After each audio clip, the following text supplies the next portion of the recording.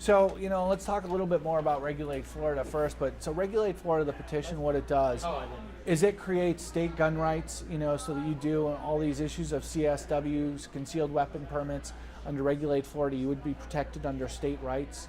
That wouldn't stop the federal government's issues with regards to transfer of weapons, but you would be protected from our perspective under the amendment for your state gun rights and your concealed weapons permits. Number two, it allows adult use. A private establishment can determine and decide whether or not they want to have adult use and allow people to use cannabis like we do alcohol. And I got to tell you, those events are incredible. They have them, and I was lucky enough to attend one for medical and got to see how medical patients, they were giving out free joints and free edibles for people in a responsible way, in a manner, and letting people know in low doses how to use them. But it showed freedom. We also allow patients and people 21 plus to cultivate. We don't require a medical card for patients that aren't on this special list to be able to use cannabis, who want to use cannabis, so everybody who wants to. And we don't require you to be on a special registry with regulated adult use in an effort to be able to use cannabis. No one should have to be. You don't go on a registry for opiates. And we also protect workers' rights in that employers, under our amendment, should not be able to fire employees if they test positive for cannabis, unless obviously they can show impairment on the job.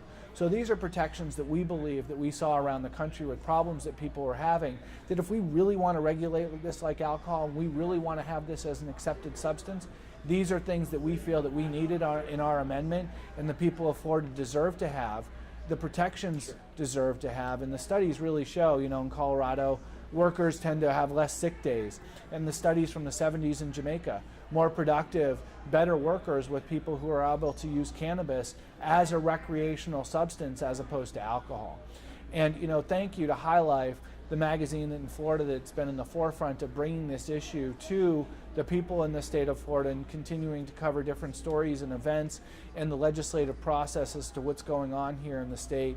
To people that are educated, let them know what's going on with the medical aspect, how they get cards, and only magazines and platforms like yours can we educate people, because the mainstream media is afraid to do so. So yes, very much so. We love it. We're like to be a staple and a regular feature in High Life, and I enjoy writing articles for you guys and really getting the education out there, because education is power, power is knowledge, and power gives us the ability to educate voters and everybody to get involved, and so that they know and they can educate their family and their friends when someone says marijuana is dangerous. They can tell them exactly why it isn't, how this system works in our body, and why this is such a wonderful plant.